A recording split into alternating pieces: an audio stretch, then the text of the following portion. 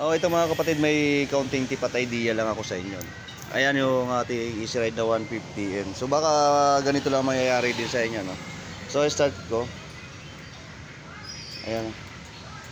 Humihina, kumukurap, nawawala. So ang sustain yan, ito lang ang differential sa ground niya. Gagalaw-galawin ko lang to dito. Agana na siya. Bali naglulus siya, no? Kaya ang ginawa ko dito ay inano ko dito, narekta. Ito.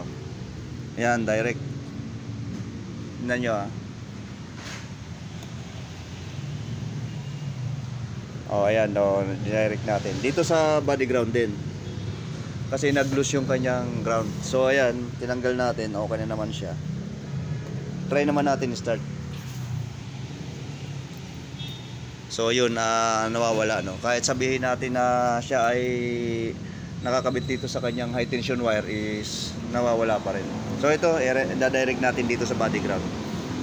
So pag may mga ganitong scenario, check nyo rin yung mga mga ground, no. Kahit sabihin natin na ito ay malalaking ground, minsan naglulus pa rin or nagluloko. Okay?